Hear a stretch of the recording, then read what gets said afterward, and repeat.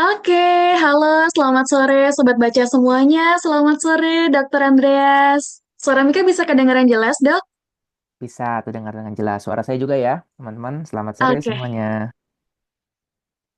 selamat sore. Oke, karena udah lumayan banyak yang bergabung, tapi sembari menunggu rekan-rekan yang lain ya. Jadi kita mulai dulu untuk hari ini kita akan ngobras di episode keempat nih, Sobat Baca. Mungkin sebelum kita mulai, karena ini udah masuk ke jam-jam mendekati jam pulang jam kerja ya, jadi biar Sobat Baca bisa lebih semangat, Mika mau kasih sedikit pantun aja. Sobat Baca boleh nanti dibantu dijawab, cakep gitu ya. Oke, oke, Mika mulai untuk pantunnya. Menunggu pacar sedang menyelam, cakep. Cakep. Dia menunggu di pinggir dermaga. Kalau nanti Mika mengucap salam, Sobat Baca dijawab dengan bertenaga ya. Assalamualaikum warahmatullahi wabarakatuh. Selamat sore, Sobat Baca semuanya. Selamat sore. Waalaikumsalam warahmatullahi wabarakatuh. Oke, mungkin untuk Sobat Baca yang tidak berhalangan, boleh nih sambil on cam ya, biar kita bisa lebih akrab ngobrolnya, sharingnya hari ini. Tapi kalau memang baru ada kerjaan ya, apalagi sedang front office, boleh silahkan yang kusyuk dulu aja, nggak apa-apa. Oke, senang sekali Sobat Baca karena kita kembali lagi di Ngobras ya, ngobrol bareng Sobat Baca. Ini adalah program dari Kementerian Keuangan, tepatnya di Kemenqulip yang berkolaborasi dengan Gramedia Pustaka Utama. Nah, di Ngobras yang keempat ini kita akan bedah buku, salah satu buku yang kebetulan menjadi buku terbaik yang pernah Mika baca di tahun lalu. Barangkali Sobat Baca di sini sudah menuntaskan bukunya ya, atau yang sekarang masih ongoing baca dan penasaran bukunya kayak gimana, nah ini pas banget Sobat Baca. Kalau untuk hari ini, Sobat Baca pasti udah lihat ya di posternya, di flyer, kita kedatangan penulis langsung ya kali ini kita berkolaborasi dengan Dokter Andreas. Selamat sore Dokter. Halo semua teman-teman semua, terima kasih sudah mengundang. Yuk kita ngobrol-ngobrol hari ini ya. Iya, nah ini sebelum kita mulai nih dokter, kebetulan karena Mika juga mengikuti salah satu komunitas baca buku di Tarakan, tepatnya di Kalimantan Utara. Di sini di perbatasan negeri nih dokter, kebetulan dapat salam dari teman-teman di perbatasan negeri yang nitip salam ke dokter. Terima kasih karena kebetulan ada rekan juga yang ayahnya berpulang di tahun lalu dan Mika merekomendasikan buku ini dan alhamdulillah itu sangat membantu ya dia untuk melewati proses berduka itu. Terima Jadi kasih ini Mister. Mika Salam menyampaikan, balik. iya terima kasih dokter. Mika menyampaikan salam dari teman-teman di perbatasan nih di Kalimantan Utara. Oke, nah untuk hari ini Sobat Baca, kita akan ngobrol, kita akan sharing bareng. So feel free aja ya kalau misalkan Sobat Baca ada yang mau ditanyakan atau mungkin Sobat Baca ketemu nih sama salah satu kutipan yang dirasa cukup unik, menggelitik di dalam buku, boleh. Silahkan nanti kita diskusi, kita sharing bareng ya. Senang sekali pada kesempatan kali ini, saya Mika Zumratun Mardiah, perwakilan dari DJP nih Sobat Baca, tepatnya dari KPP Pratama Tanjung Redep, Kalimantan Utara, akan membersamai Sobat Baca untuk ngobrol dan juga sharing hari ini. Nah, mungkin Sobat Baca di sini sudah membaca ya buku dari Dokter Andreas. Kelihatan nggak ya? Oh, nabrak ini ya, virtual background. Nah, ini dia bukunya. Boleh diangkat bareng-bareng yang udah ada bukunya. Wow, lumayan ya. Selamat siang, Dok. Buku dokter ini keren banget. Wow. There's a lot testimoni ya, Dok. Luar biasa, senang sekali. Oh, di sini ada Kak Yuni, ada Kak Siti, keren banget. Mungkin beberapa teman-teman yang lain baca dari ebook ya. Jadi memang buku ini udah kategori mega bestseller ya, Sobat Baca. Memang sudah lumayan viral mulai dari tahun lalu sejak awal terbit dan alhamdulillah juga masuk ke dalam list buku terbaik nih. Kalau menurut Sobat Baca dan juga Mika juga memahami kalau buku ini adalah buku terbaik untuk bacaan ketika teman-teman mungkin merasa butuh ya pegangan gimana sih kita melewati duka seperti itu. Menariknya nih teman-teman, biasanya ketika kita akan membaca buku ya Sobat Baca, kadang kita penasaran ya siapa penulisnya. Dan yang unik di sini ketika Mika lihat Di bagian bawah ada tulisan penulisnya yaitu Dr. Andreas Kurniawan, spesialis kejiwaan. Mika langsung terbelalak nih sobat baca. Wow, menarik. Mika belum pernah baca buku dari penulis spesialis kejiwaan langsung. Dan langsung merasa penasaran, curiosity-nya langsung bertambah ya sobat baca. Ternyata bener aja nih, ternyata Dr. Andreas Kurniawan itu adalah spesialis kejiwaan yang mana sekarang juga menjadi psikiater lulusan dari Universitas Indonesia yang cukup mudah kita kenali ya sobat baca. Ini di sini dokter sudah bergabung dengan ciri khasnya dokter nih, rambutnya gondrong. Terus ada piercing ya dokter? Nah itu dia nih, yang paling eye-catching ya. Tapi walaupun di dalam buku dokter menyampaikan, dokter seringkali disebut sebagai psikiater spesialis untuk kesedihan ya. Tapi sebenarnya kalau kita lihat bersama, dokter Andreas ini menampilkan pesona kalau beliau adalah sosok psikiater yang suka bercanda. So, feel free ya teman-teman, jangan merasa ada barrier buat ngobrol sama dokter Andreas, kita santai aja buat diskusi hari ini.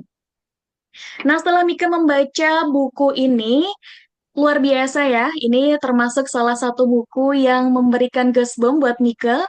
Ada fase bengongnya sampai Mika harus beristirahat ketika masuk ke bagian bab 2 nih sobat baca. Baru mau masuk ke bagian bab 2, itu Mika udah pecah tangisnya. Memang betul kata dokter, jangan baca buku ini di tempat umum. Kenapa? Karena agak malu ya nangisnya sembarangan nih.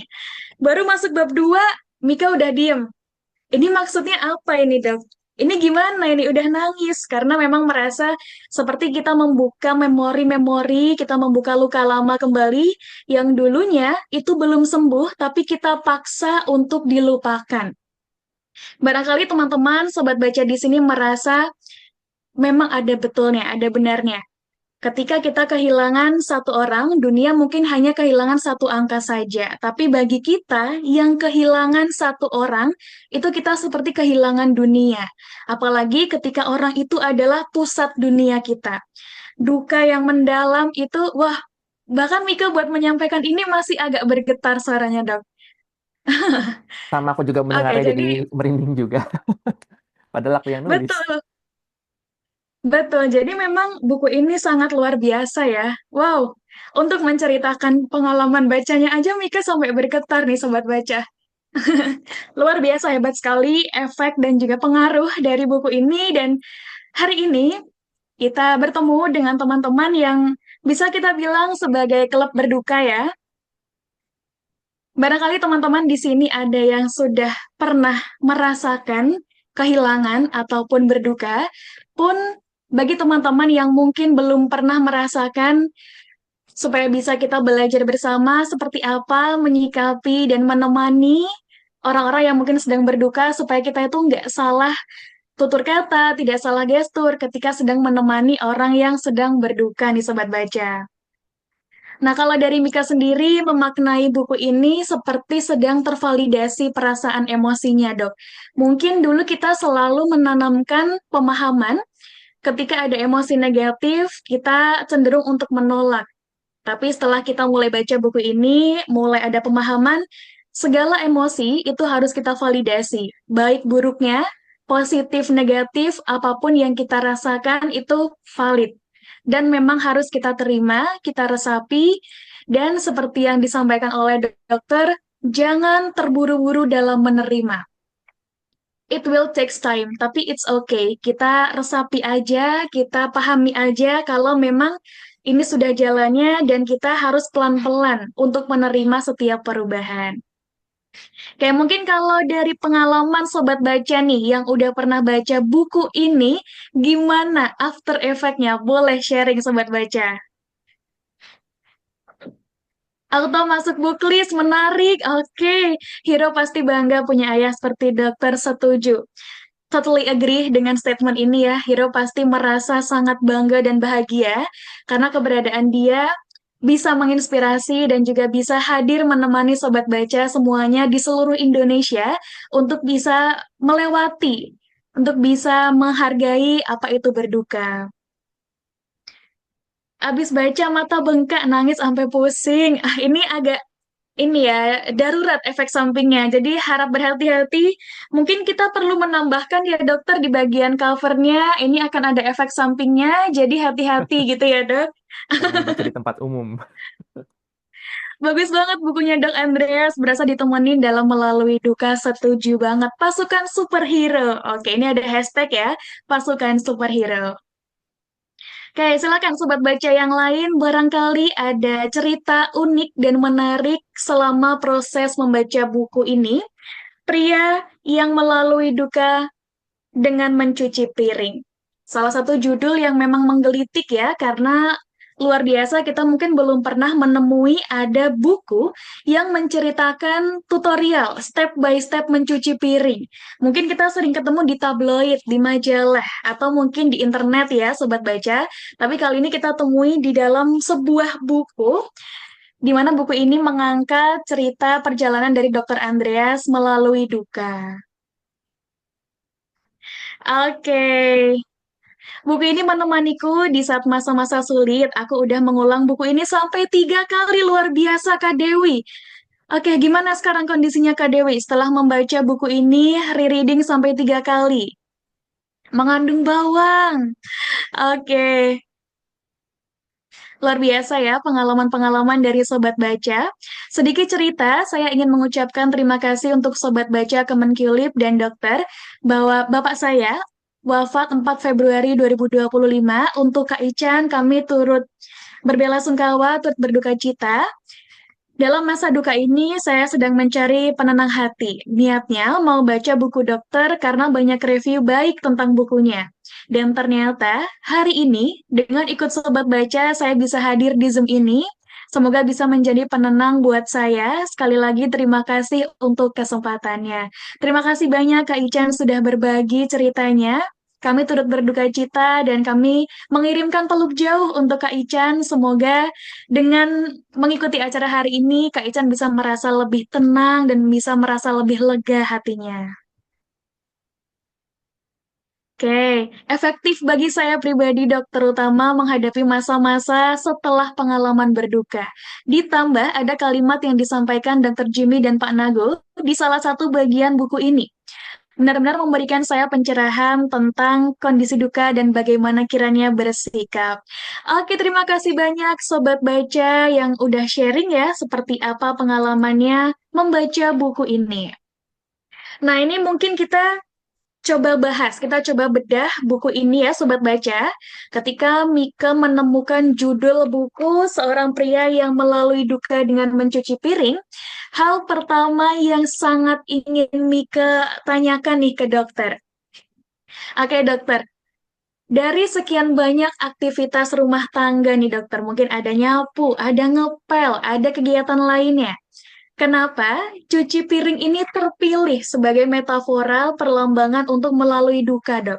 Gimana dokter bisa menggambarkan hubungan kegiatan sehari-hari ini sebagai proses melalui trauma ataupun duka yang mendalam? Boleh, dokter Andreas?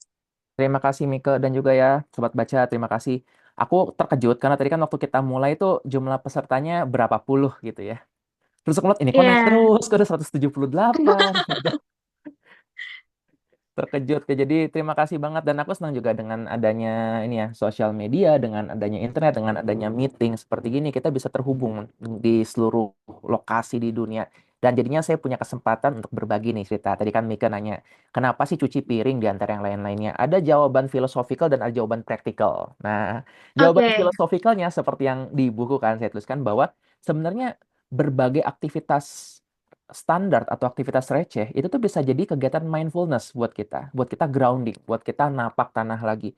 Ada orang yang mungkin mungkin pernah mendengarkan tentang mindful eating buat orang-orang yang mau diet. Mereka nggak diajak untuk mengurangi makan, mereka diajak untuk menyadari ketika dia makan. Nah, dengan harapan ketika dia sadar, akibatnya nanti yang dimakan pun jumlah berkurang juga. Saya juga pernah mencoba bagi pasien-pasien yang mau untuk berhenti ngerokok. Saya nggak nyuruh mereka buat ngurangin, berhenti. Saya cuma nyuruh coba mindful smoking. Coba ketika merokok tuh sadari nih, lo kamu masukin ini nih udara ke dalam paru-paru kamu tuh semua asap itu hembuskan. Dan itu ternyata efektif juga. Beberapa jadi menyadari, ya ya kenapa aku melakukan ini pada diriku sendiri. Nah, kebetulan cuci piring itu adalah aktivitas yang banyak tuh perubahan sensasi di tubuh yang kita rasakan. Mulai dari nyalain air, itu ada rasa Mm-mm. dinginnya, ada menggunakan sabun, perubahan dari licin, dan lain-lainnya. Nah, dan waktu itu juga secara filosofikal ini memang kebetulan yang diajarkan oleh guru saya. Waktu itu belajar secara online ya, dari guru yang mengajarkan tentang acceptance and commitment therapy, namanya Ruth Harris. Beliau itu adalah seorang instruktur internasional, dan saya senang karena beliau itu membawakan dengan cara fun, dengan cara yang lucu. Jadi ngerasa, wah nyambung nih sama saya nih gitu kan. Dan dia justru ngajarin, coba deh untuk mindfulness tuh latihannya dua. Satu tuh bikin teh. Dia disuruh tuh nyadarin ketika teh itu coba lihat perubahan warnanya. Mulai dari yang dia bening menjadi Mm-mm. mulai coklat. Coba observasi itu. Dan ternyata ya setiap detik itu ada perubahan yang terjadi. Dan rasanya juga berbeda dengan air biasa. Nah kebetulan dia bilang cuci piring. Saya tuh nyoba kan, apa sih ini cuci piring? Pas nyoba, iya juga ya, kok ada semacam perasaan menggroundingnya itu. Sebenarnya mungkin bukan aktivitasnya, karena kalau demikian ya semua dokter akan menyarankan cuci piring 3 kali sehari gitu ya. Tapi lebih ke gimana yang kita proses ketika melakukan itu. Nah, itu kalau secara filosofikalnya. Akhirnya teman-teman yang lain ada yang mungkin menemukan dengan cara dia menyikat kamar mandi, ada yang dengan menyapu, ada yang dengan masak, ada yang beres-beres. Silakan, nggak apa-apa. Yang penting pada saat itu kita menyadari bahwa kita lagi memegang penuh kendali tentang diri kita. Nah, itu jawaban filosofikalnya. Kalau jawaban praktikalnya, jadi di rumah ini saya sama istri saya kita bikin kesepakatan. Dia mau melakukan apapun kecuali nyuci piring.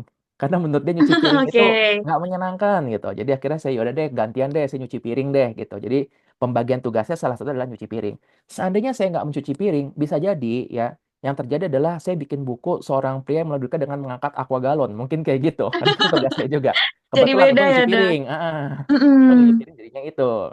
Begitu. Dan ternyata benar juga pas saya ngobrol kan dengan pasangan saya, dengan istri, dia pun punya cara sendiri juga dengan melalui proses duka ini. Dia pernah melalui dengan cara ya dengan crocheting, dia suka untuk itu. Beberapa pasien juga suka dengan crocheting itu. Dan dari situlah saya belajar bahwa iya ya setiap dari kita punya cara berbeda-beda. Sejak kapan ya ada penentuan, ada cara yang benar dan salah Mm-mm. untuk melalui sesuatu yang begitu personal gitu. Dari berangkat dari Betul. keresahan tersebut, udahlah tuliskan aja sekalian. Begitu deh. Oke, that's the point. Mindfulness. Mungkin ini adalah simple things yang memang kita seringkali melupakan ya, Dok. Dan memang benar apa yang tadi dikatakan oleh Dokter Andreas, kalau pada dasarnya jangan mengajari orang untuk berduka. Sama halnya dengan Dokter Andreas melalui duka dengan cara mencuci piring, mungkin orang lain juga bisa melalui dengan cara-cara yang lain. Wow, oke, ini menarik banget. Nah, kalau dari dokter sendiri nih dok, ketika dokter melalui rasa duka itu, melalui kesedihan-kesedihan itu, di titik apa dokter itu akhirnya memutuskan, oke, kayaknya aku bakal coba buat tulis nih, aku bakal coba buat bikin sebuah buku yang menyampaikan tentang duka, tapi ternyata di dalamnya ada diselipkan humor-humor gelapnya nih, dark jokes-nya nih dok. Oke, ini kebetulan ya Kak, aku belum pernah menceritakan cukup lengkap tentang ini, walaupun sering kan ada bedah buku. Tiba-tiba aku kepikiran aja nih, mumpung karena pertanyaan-pertanyaan kayak gitu kan. Sebenarnya ini bukan Mm-mm. buku, tadinya bukunya bukan seperti ini bentuknya. Oh Bukunya gitu. itu tadinya menceritakan tentang Hiro. Oh oke. Nah, waktu Hiro masih hidup. Jadi waktu itu prosesnya adalah ketika Hiro lahir kan, aku mikir, waduh, mumpung nih banyak informasi, banyak yang ku pelajari tentang proses Mm-mm. penerimaan melalui rasa sakit itu semua, aku menuliskan tuh. Dan sebenarnya itu sudah ada beberapa chapter. Sudah ada dari awal tentang gimana ceritanya, itu lahir, gimana kami hari-hari awal. Itu yang nggak tercatat kan di buku cuci piring. Nah, tadinya tuh udah pikiran, oke, aku mau untuk menuliskan buku ini dengan anggapan supaya seenggaknya buku ini tuh bisa menjadi membantu dia untuk hidup. Bayangku adalah apabila buku tentang hero ini bisa diterima banyak orang, orang-orang tertarik membeli, ya royalti bisa untuk membantu dia lah untuk proses pengobatan dan lain-lainnya. Ternyata belum sempat itu selesai bukunya, Hiro sudah keburu pergi duluan. Dan waktu itulah akhirnya naskah tersebut terendap selama bertahun-tahun. Baru beberapa tahun kemudian itu kan Hiro meninggal tuh 2021. Jadi baru tuh pas tahun 2023 ya kalau nggak salah 2023 itu 2 tahun kemudian tiba-tiba ya muncullah ide ditawarin mau nggak menulis. Tadinya aku pikir enggak lah aku nggak mau menulis lagi. Terus dalam prosesnya tiba-tiba ngerasa ini ya ketemu dengan pasien kan ngomongin tentang Mm-mm. duka saya ngomong gitu. Terus berikutnya ngomong lagi sama berikutnya ngomong lagi sama. Terus aku mikir kok aku ngulang yang sama-sama terus ya. Itu kan saking seringnya diulang, jadi otomatis mungkin kita juga Iya. pernah mengalami itu kan, kita mengulangnya sama-sama terus. Terus aku mikir, kenapa nggak gini deh, udah aku tuliskan aja dengan harapan nanti ketika pasien, dok saya berduka nih, makan nih gitu, langsung kayak gitu, ibaratnya langsung baca nih, pengennya kayak gitu. Tapi Iya pas dok. beras sendiri kan nulisnya udah bikin agak serius, tapi duh, aku tuh terbiasa untuk menulis dengan cara yang fun dan menyenangkan. Kebetulan inspirasi menulisku tuh Fujiko Fujio, penulis Doraemon. Nah, Oke. Fujiko Sensei itu kan punya kemampuan untuk menjelaskan sesuatu konsep yang ribet, tapi dengan cara yang gampang. Kalau teman-teman yang ngikutin cerita Doraemon, itu topiknya berat-berat semua. Bisa tentang time travel, tentang dinosaurus, tentang konservasi alam, Betul. gitu kan. Itu berat topiknya, tapi beliau bisa membuatnya dalam bahasa yang menyenangkan, dalam bahasa anak-anak. Jadi waktu itu saya juga mikir, oke deh, aku nggak mau menulis buku duka yang bahasanya tuh ngejelimet. Walaupun seorang psikiater, udahlah tulis dengan bahasa yang gampang aja. Emang harapan tadi, supaya seolah-olah nih, buat orang-orang yang mungkin belum sempat mendapatkan akses buat Mm-mm. terapi, belum sempat konsultasi, paling nggak buku ini bisa menjadi media mereka untuk melalui itu. Udah harganya jauh lebih murah daripada proses terapi, mereka bisa baca berulang-ulang, tapi memang usaha yang perlu dilakukan adalah mereka perlu invest waktu untuk membaca itu. Nah, awalnya dari situ, terus sempat juga buku ini nggak jadi terbit karena insecure. Jadi ada Oh, momen jadi sempat insecure-nya. ada fase itu ya dok? Oh banget Mbak Mika. Jadi waktu itu tuh eh, prosesnya kan kan aku ini kan terusan research gitu, buku berduka tentang apa sih? Situlah merasa Mm-mm. kok bukuku jelek ya. Kayak yang lain kan bahasanya bahasanya kan bahasa-bahasa yang Oh, indah gitu lebih kan, berat ya bahasa-bahasa yang mungkin ya. levelnya tinggi, kayak ini siapa yang mau baca buku tentang nyuci piring? Aku mikir kayak gitu.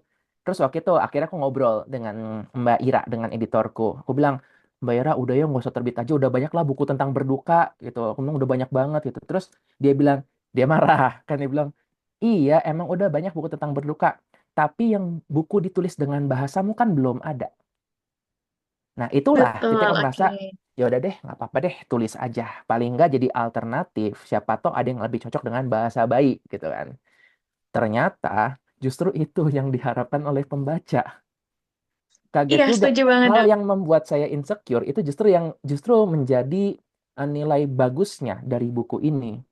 Begitu. Dan berapa kali kan kita mencoba, mungkin ya mau mencoba sesuatu terus kita ragu karena caraku berbeda dengan yang lain, kayaknya aku kurang oke, kayaknya aku nggak akan ada yang mau. Tapi siapa yang tahu bahwa ternyata ada juga orang yang menantikan itu. Dan saya percaya ya ada universe lain di mana di situ tuh Andreas nggak jadi nulis gara-gara insecure tersebut, dan ya sudah, berarti tetap ada buku-buku tentang duka, cuma tadi masih tetap dianggapnya sebagai sesuatu yang berat, yang kaku, yang soalnya ini sangat sakral, Mm-mm. jangan disenggol-senggol gitu. Akhirnya ya ketika saya datang dan ngobrak-ngabrik itu kayak, udahlah cuci aja nih dukanya. Tiba-tiba jadi seperti itu. Oke, ini menarik banget nih dok. Such a long journey ya. Dari mungkin awalnya cerita ketika hero masih ada bersama dengan kita, sampai akhirnya kepergian hero ini justru menjadi titik awal dokter menulis buku ini. Memang berarti ada shifting, akhirnya sampai lahir buku ini ya, dari tema awalnya yang berubah, tapi ternyata memang betul, ini adalah sebuah gebrakan, ibarat kayak air yang menuntaskan dahaga kita semua nih dok. Karena untuk membaca sebuah buku duka itu butuh keberanian besar ya, tapi akhirnya ada buku ini dan akhirnya kita lebih berani. Sampai tadi ada sobat baca yang baca 3 kali, Dok. Itu udah saking akrabnya ya sama buku ini dibaca 3 kali, Dok. Nah, mungkin kalau untuk dokter sendiri nih secara personal, sebagai orang yang melalui duka dan memahami betapa beratnya untuk melalui itu, Dok, kira-kira tantangan dokter untuk bisa menulis buku ini sampai rampung, sampai selesai, dan mungkin tadi dokter ceritakan butuh waktu bertahun-tahun, kira-kira untuk dokter bisa duduk, fokus menulis, dan menceritakan hal yang sebenarnya itu menyayat hati ya dok, itu berapa lama dok, dan tantangan terbesarnya seperti apa? Oke, nah ini ada satu fun fact mengenai buku ini ya. Mungkin teman-teman yang pernah mengikuti uh, bedah buku ketika saya berkunjung, biasanya ini ditanyakan juga, berapa lama sih waktu yang diperlukan untuk menulis buku ini? Gitu. Jadi buku ini selesai diketik dalam 26 hari. Oke, Itu luar biasa, itu 26 selesai hari. diketiknya. Jadi sebelum bilang, wah keren banget. Bentar, itu ngetiknya doang. Oke. Jadi itu jadi cepat 26 hari karena tinggal ngetik. Sedangkan tadi untuk cerita-cerita, ide yang ada itu kan adalah tumpukan selama 2 tahun lebih itu. Ya, jadi apa sih tantangan terbesarnya? Adalah untuk beneran menuliskan itu. Karena terus tuh ada kayak suara yang bilang, udahlah nggak bakal ada yang mau baca, buat apa sih? Dan ya kita sering seperti itu kan. Kita tahu bahwa ini bisa nih kalau kita lakukan. Kalau kita nulis itu pasti selesai. Yang mau diet, kalau kita mulai pasti bisa kurus. Yang mau olahraga, kalau dimulai hari ini pasti bisa jadi jago. Kita tahu seperti itu. Tapi Mm-mm. akan ada suara di belakang kepala kita yang dia tuh akan mengatakan, udahlah nggak usah. Nah, sebelum kita Oke, benar. menyadari suara ini jahat, ya, sebenarnya suara-suara ini pun dia mau melindungi kita. Oke, coba kita lihat ya tentang misalnya saya tadi ketika saya mau menulis terus ada suara dalam diri saya yang bilang, udahlah nggak usah nulis lah. Dia bukan jahat, dia hanya ingin melindungi karena gini, seandainya saya mencoba dan gagal, bukankah saya bakal sakit hati, bukankah saya bakal kecewa.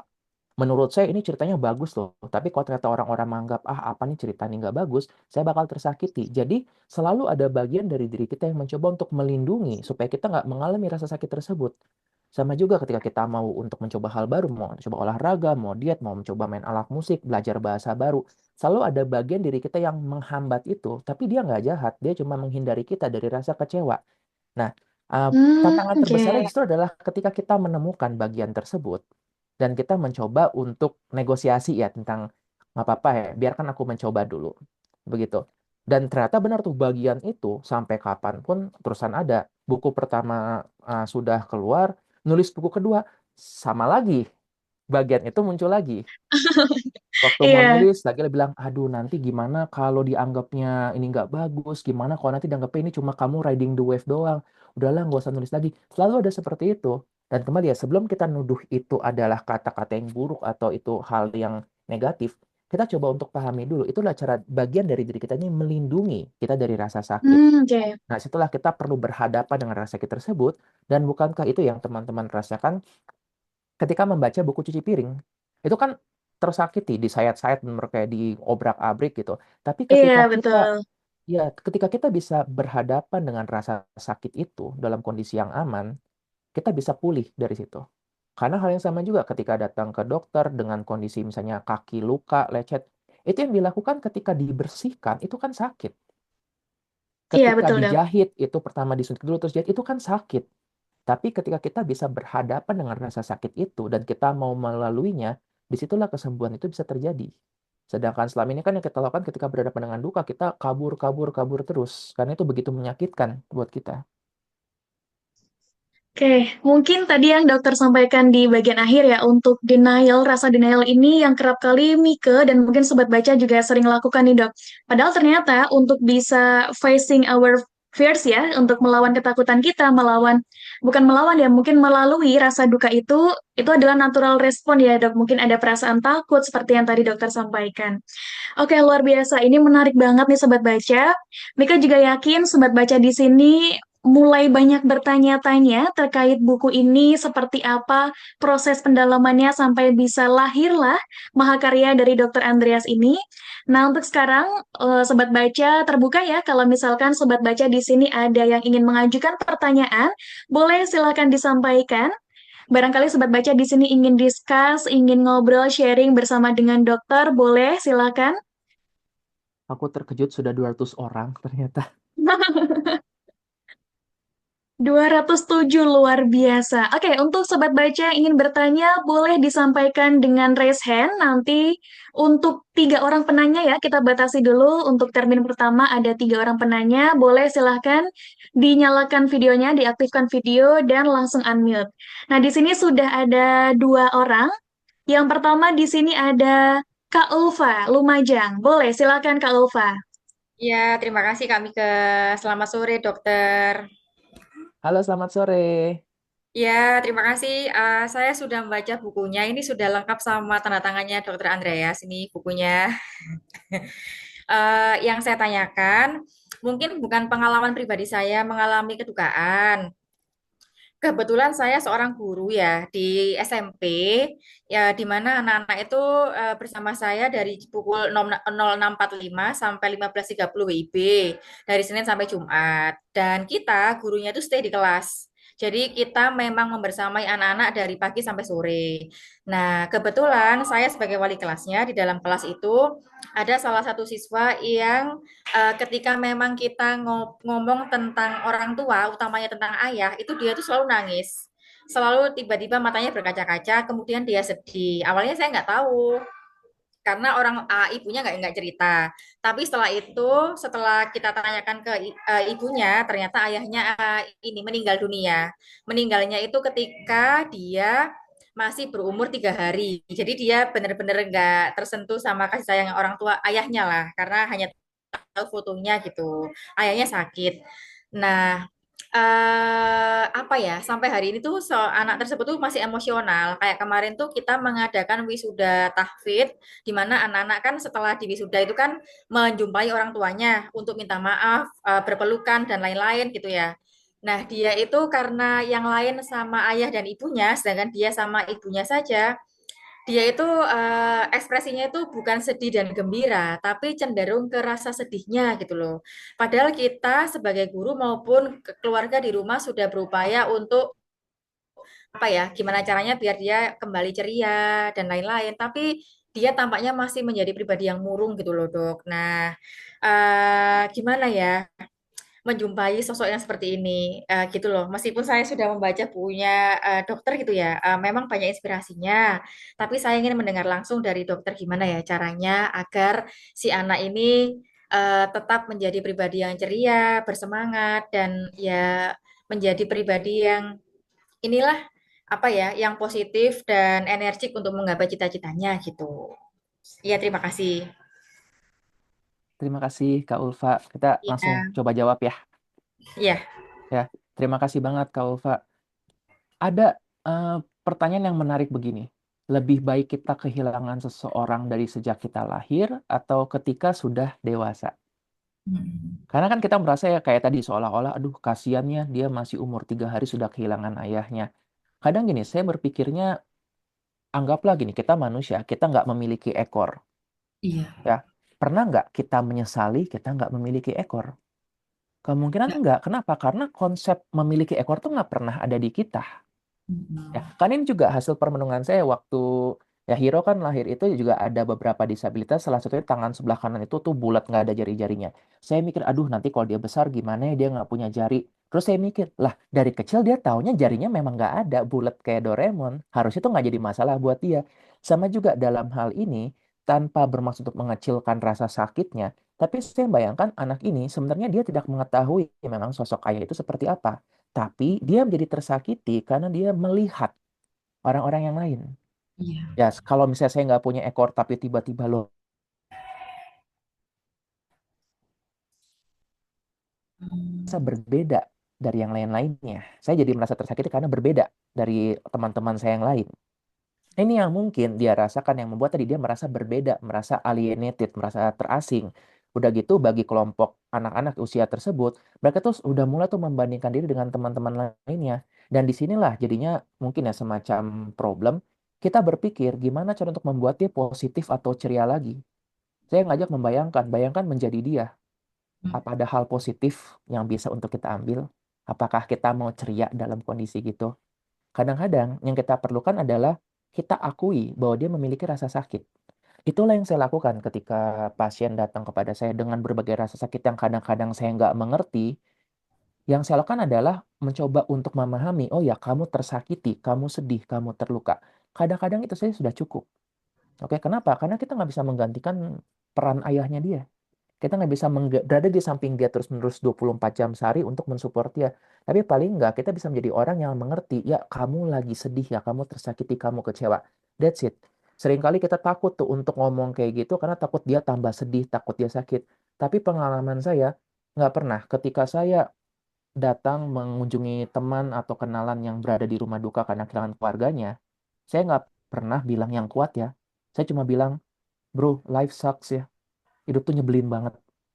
Dan itu yang mereka butuh untuk dengar, tervalidasi seperti itu. Jadi, Kak Ulfa saya rasa yang dilakukan sudah tepat di situ ya, cukup berada di samping dia dan kasih tahu bahwa dia itu nggak sendirian. Yang tantangan besar adalah dari teman-temannya. Karena kan teman-temannya sesama anak kecil mungkin ya tadi ngeledek dengan kata-kata yang nggak tersaring itu yang mungkin menyakitkan bagi dia. Terima kasih ya, moga-moga menjawab. Ya, terima kasih dokter. Jawabannya sangat bermanfaat. Oke, terima kasih banyak Kak Ulfa atas pertanyaannya. Mungkin ini juga relate ya untuk sobat baca yang barangkali sekarang sedang menemani seseorang untuk melalui duka itu. Yang terpenting memang kita tidak boleh mengajak dia melawan yang kuat ya.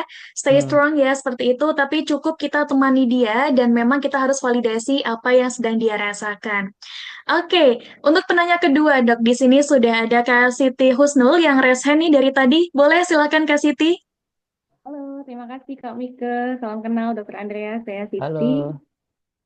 Pertanyaannya gini dok, saya kan di usia quarter life crisis sekarang ya. Di internet itu banyak banget konten-konten yang kayak mempertanyakan nanti itu masa depan gimana. Terus juga ada kaitannya sama inner child kita gitu.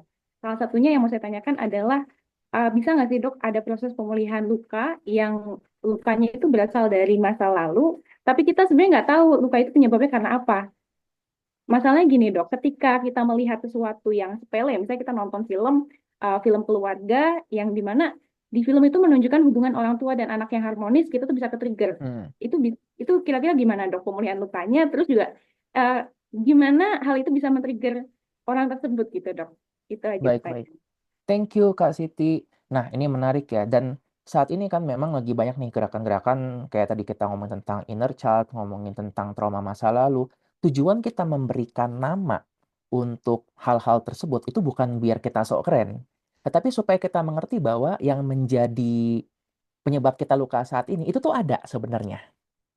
Cuma kita belum tahu bentuknya apa. Situlah kita berikan nama pengganti inner child. Saya senang banget dengan pertanyaan Kak Siti ini karena ini banyak banget kan yang kita jalani ya. Dan tadi ketika kita masuk masa usia 20-an 30-an tuh momen tuh yang tiba-tiba bingung kayak tadi kok tiba-tiba sedih, kok tiba-tiba kecewa, kok tiba-tiba ngerasa salah arah dan lain-lainnya. Nah, gimana cara kita mengenali itu? Banyak caranya. Mendengarkan perasaan kita, coba untuk journaling, diskusi, ngobrol dengan tenaga profesional, ngobrol dengan teman, dan membaca, itu juga salah satu cara untuk kita mengenali itu. Kenapa sih ini penting? Saya percaya gini, bahwa kita nggak mungkin nggak mengenali perasaan kita sendiri. Itu nggak mungkin. Tapi yang sering terjadi adalah karena kita sering menekan itu, akhirnya kita lupa. Nah, bisa nggak pengenalan tentang diri ini dilatih? Sebenarnya sangat possible. Dan saya memberikan contoh dengan ini. Ini saya inspirasi saya dapatkan dari seorang pasien juga. Ada pasien saya, dia bekerja di toko roti di Australia. Random memang. Tapi jadi dalam diskusi itu saya menemukan gini. Dia mengatakan gini, dok sejak saya kerja di toko roti nih, saya jadi bisa bedain tuh, oh ini roti ini dari bahan ini, yang ini ada cinnamon, yang ini bahannya sourdough, ini bahannya grain, dan lain-lainnya. Dia bilang sebelumnya dia nggak ngerti itu sama sekali. Bagi dia roti ya roti, ya roti gitu.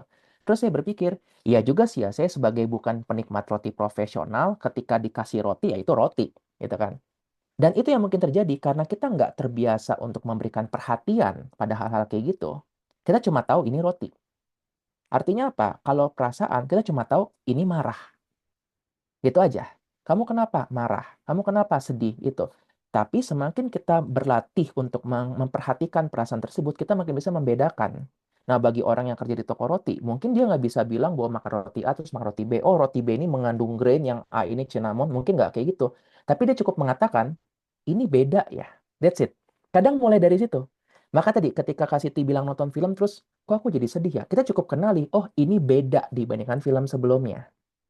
Nah, nanti kita nonton yang lain lagi, kita ngerasa, loh ini juga beda ya.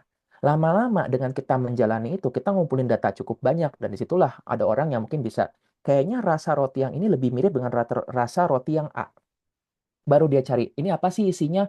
Oh, ternyata yang ini mengandung bawang, gitu. Makanya bikin jadi sedih, misalnya. Nah, sama juga, jadi kita menemukan dengan cara tadi, journaling, menulis itu. Banyak orang yang kebantu dengan journaling. Kalau misalnya bingung nih, journaling itu ngapain ya? Cukup tuliskan apa yang terjadi hari itu, apa yang dipikirkan, apa yang dirasakan, dan yes, udah itu aja. Banyak orang yang ragu, masa sih dengan menuliskan doang bisa bermanfaat seperti itu? Kenyataannya iya. Karena begini, kita kan cenderung overthink. Otak tuh cepat banget. Sat banget. Dunia tuh sangat cepat. Menulis itu membuat semuanya jadi lebih lambat. Dan memang tujuannya adalah untuk melambatkan. Ada orang yang bilang, aduh nulis itu terlalu lambat, aku enakan ngomong. Memang untuk melambat tujuannya. Karena ketika pikiran kita melambat, kita bisa menuliskan itu. Nah, ada beberapa buku yang misalnya mungkin bisa disarankan ya untuk Kak Siti. Salah satunya adalah buku upcoming saya. Langsung promosi. Buku Semangka kan ini ngomongin tentang penyesalan dilahirkan, tentang mungkin bukan not necessarily quarter life crisis, tapi tentang penyesalan dilahirkan, tentang ya tadi merasa nggak benar-benar hidup. Berikutnya nanti Dokter Jimmy, ini aku spill sebentar bahwa Dokter Jimmy lagi menulis juga buku mengenai trauma dan inner child. Saya udah baca naskahnya, bagus banget ya, benar-benar itu akan jadi sangat-sangat oke banget begitu. Jadi ya untuk menjawab Kak Siti, kita memang perlu mengenali itu. Kalau nggak tahu, kita cari tahu. Moga-moga ya Kak Siti dan teman-teman semua juga bisa untuk pelan-pelan mengenali diri sendiri itu. Oke, terima kasih banyak dokter jawabannya. Oke, terima kasih banyak Kak Siti untuk pertanyaannya. Tadi sudah ada dua penanya, tadi ada di awal ada Kak Ulfa, lalu Kak Siti. Mungkin kita masuk ke penanya ketiga untuk termin pertama ya dok. Di sini ada Kak Taufan Darmawan, silakan Kak Taufan boleh di-unmute. Baik, terima kasih Kak Mika. Apakah suara saya terdengar dengan jelas? Mantap Tovan. Terdengar jelas. Baik, terima kasih sebelumnya atas kesempatannya Dr. Andreas. Terima kasih juga sudah membalas dan mereaksi story saya pada Sabtu kemarin, karena Sabtu kemarin saya baru selesai membaca cerita dokter sendiri. Izin cerita sebelumnya, jadi saya sebenarnya sudah menjadi bagian seumur hidup dari klub berduka ini, karena pada tahun 2002 kemarin kami kehilangan calon bayi kami. 2022 kami kehilangan calon bayi kami. Oktober 2023 saya kehilangan nenek, dan kemarin Desember 2024 saya kehilangan ayah mertua gitu. Jadi 3 tahun berturut-turut seperti itu kan.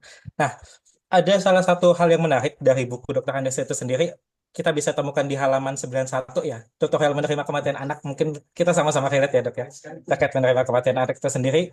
Di sini dokter tuh sempat mengambil salah satu quotes atau salah satu teori tentang filosofi teras ya, terkait dengan filosofi Stoa karya Bapak Andreas Menampiring ya.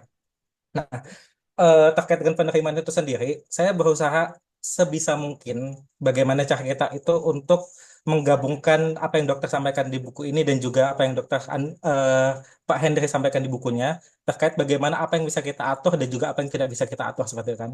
Nah, saya ingin mendengarkan langsung dari dokter sendiri terkait dengan bagaimana cara kita menanggapi terhadap orang-orang yang mungkin belum tahu bahwa kalau misalnya kita ini sudah dalam proses untuk menerima duka. Dalam contohnya misalnya kita sudah mulai berusaha untuk untuk tertawa setelah berduka seperti itu kan, seperti yang dokter bahas. Tetapi ada juga orang yang mungkin tidak tahu tetapi langsung menanyakan, "Loh, kok kamu sudah tertawa padahal kan masih dalam periode berduka?" seperti itu.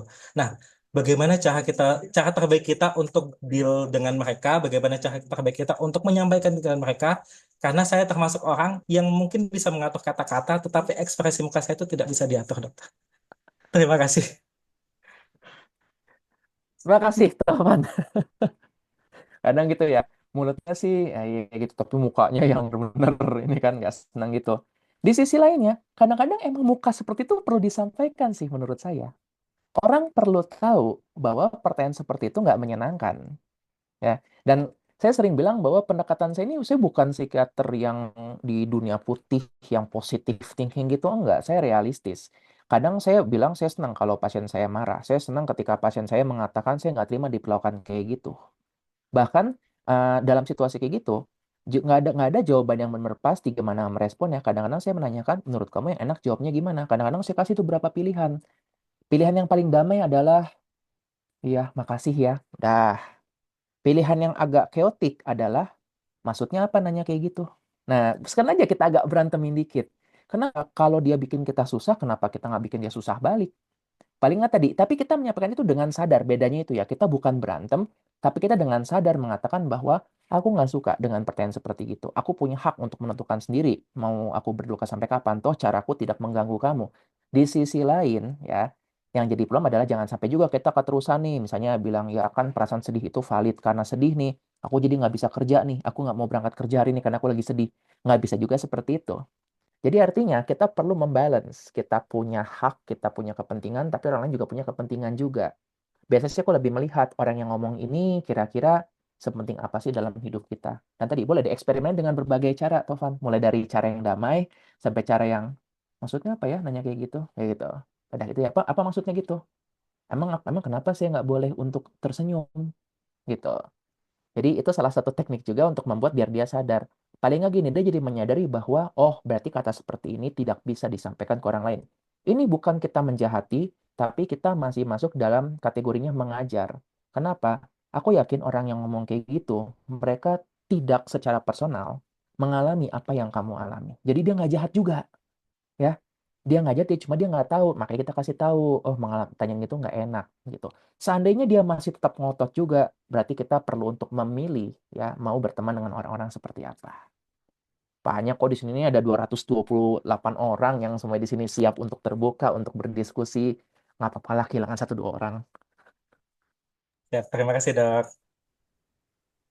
Oke, terima kasih banyak atas pertanyaannya, Dok. Mungkin memang ini semacam mengingatkan Mika pada tulisan dokter di buku bahwa ada tetangga dokter ya yang menyampaikan duka ketika waktu itu Iya, sebenarnya tidak ada maksud ataupun mungkin tendensi negatif untuk menceritakan kebahagiaan beliau di atas dukanya dokter, tapi memang gimana caranya kita bereaksi itu yang paling utama. Jadi walaupun memang pada masa itu dokter juga masih transisi ya dari masa kebingungan itu, tapi yang dokter lakukan adalah tetap merespon baik karena mengetahui barangkali yang dia lakukan tidak bermaksud untuk buruk. betul.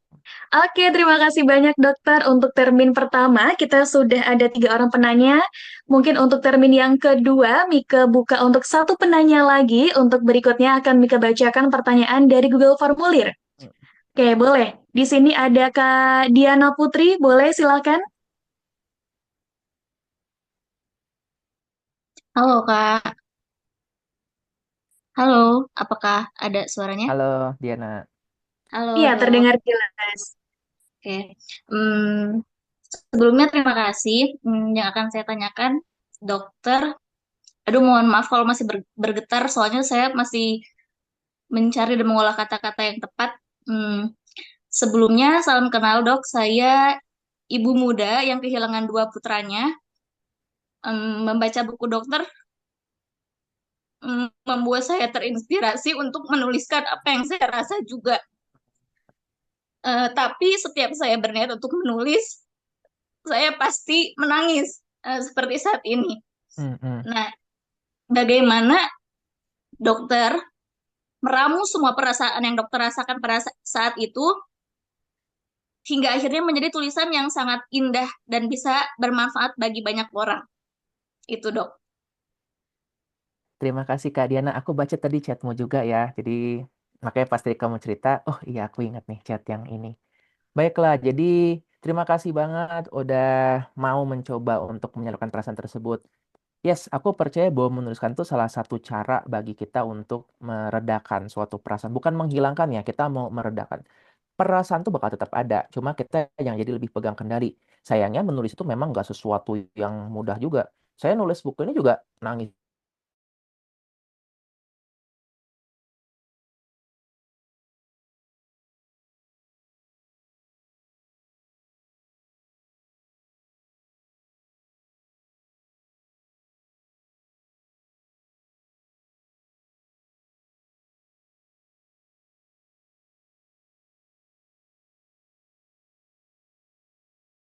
Saya menangis saat itu dan saya biarkan, tapi ketika itu begitu terlalu berat, berhenti dulu. Dan kita proses, kita coba untuk menanyakan gini, kira-kira perasaan ini mau menyampaikan apa sih?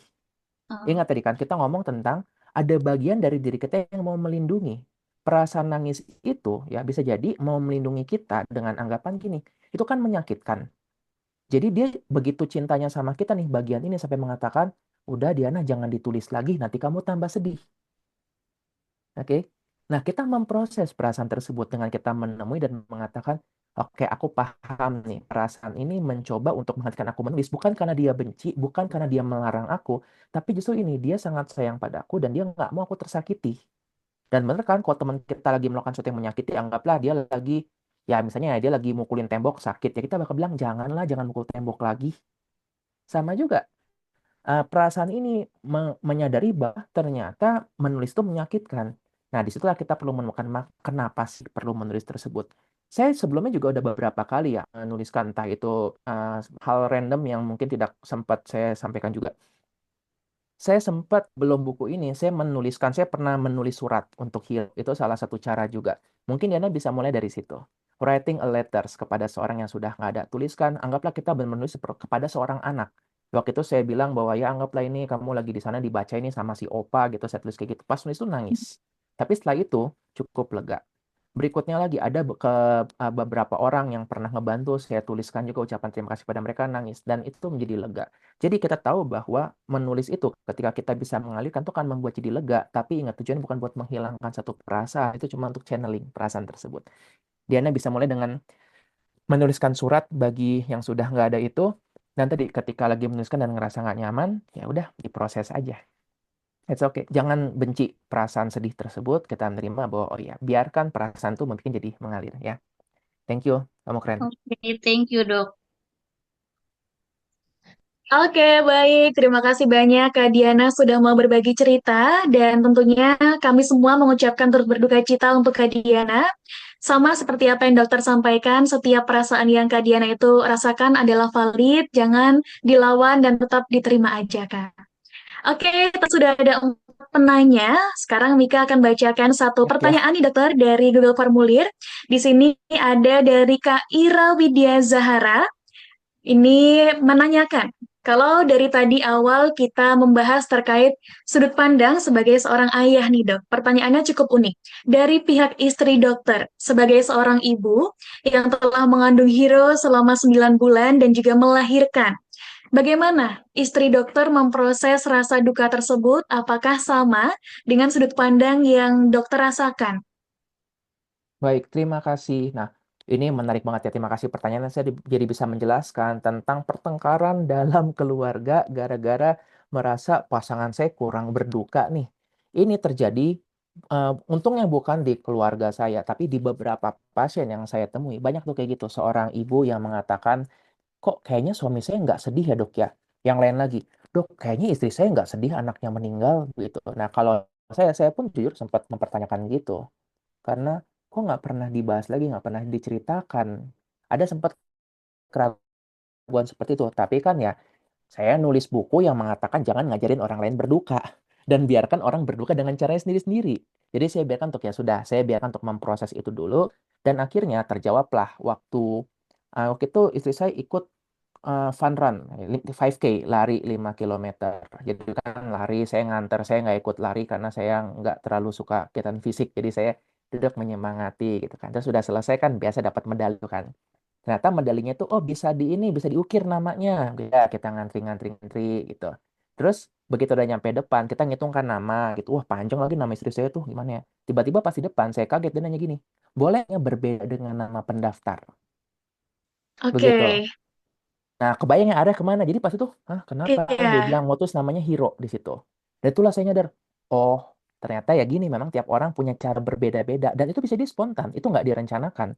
Dan dia bilang itu pun baru disadari ketika pas udah ngantri, pas lagi mikir, kenapa aku nggak tulis nama Hiro di situ ya? Soalnya kan aku lari buat dia nih, begitu. Nah, ternyata ada Wow. seperti itu, cara berbeda-beda. Dan saya nggak tahu, itu aja yang ketahuan.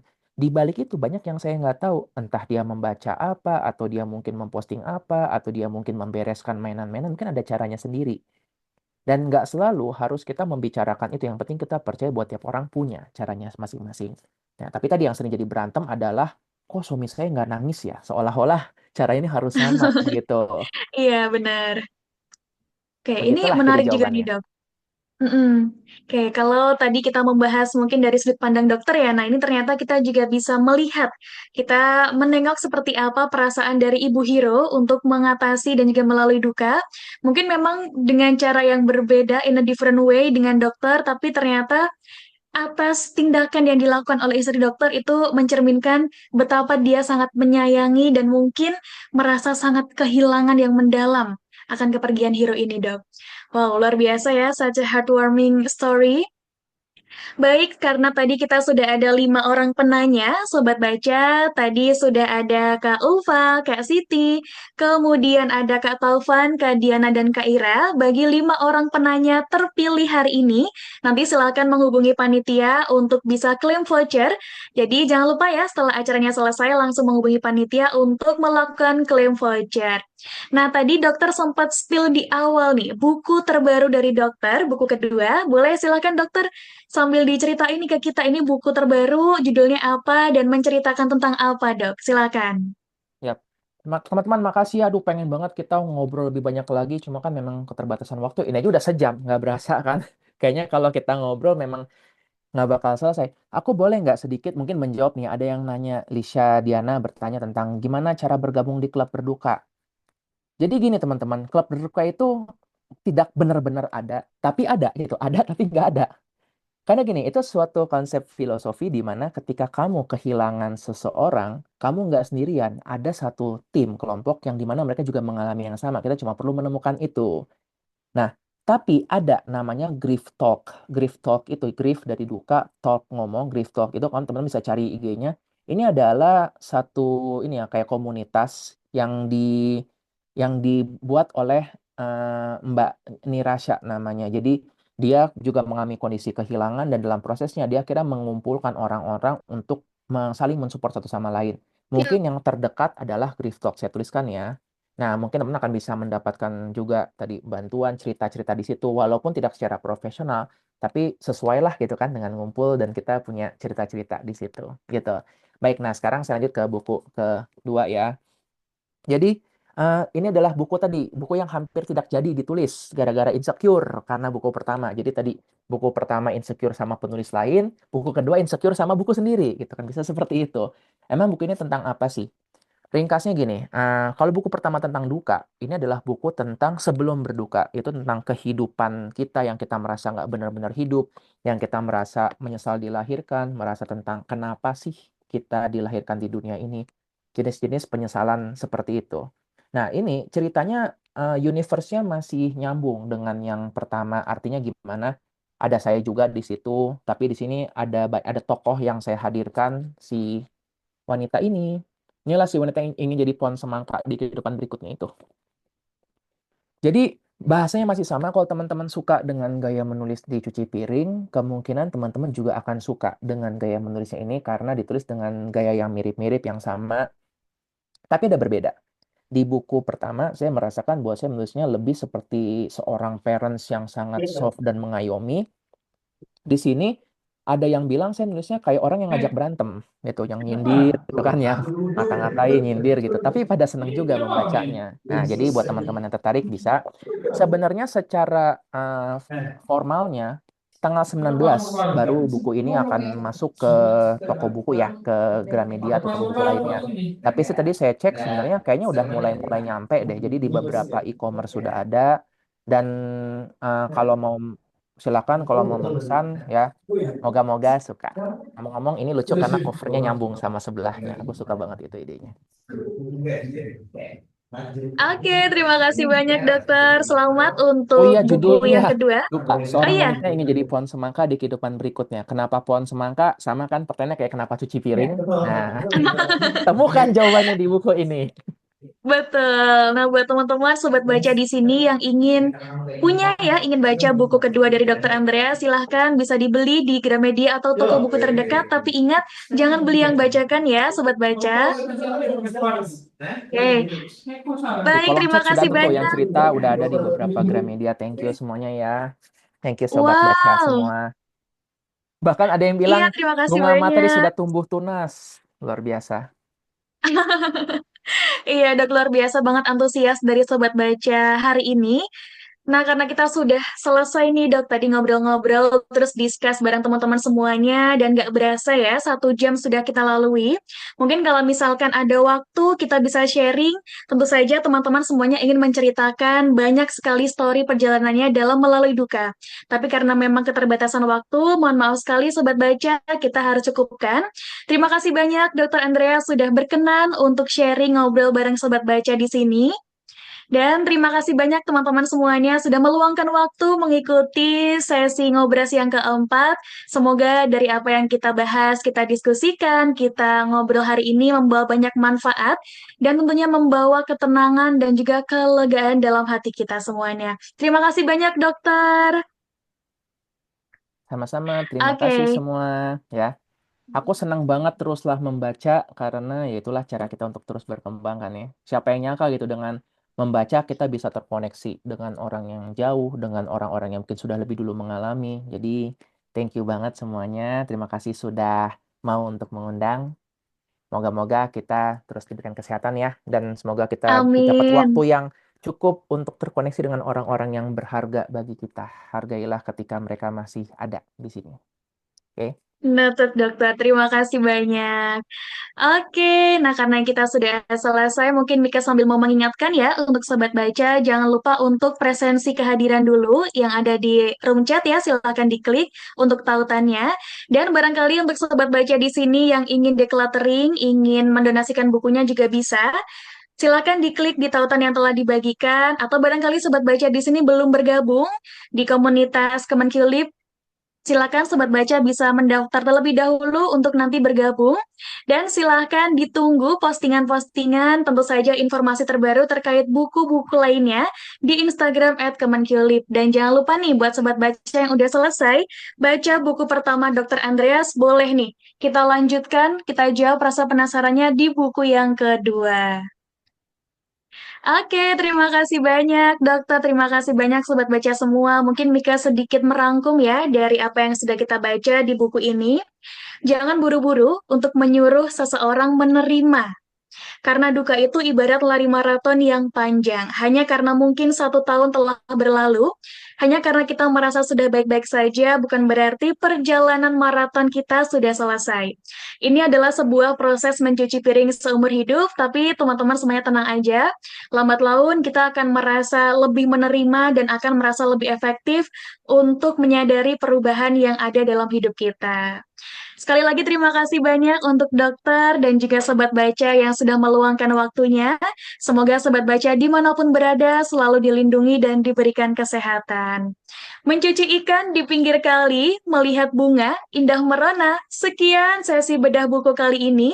Semoga membawa manfaat untuk kita semua. Saya Mika Zumratun, selaku MC hari ini, pamit undur diri. Wassalamualaikum warahmatullahi wabarakatuh. Selamat sore dan sampai jumpa, Sobat Baca. Terima kasih banyak, dokter. Dokter. Thank you semua.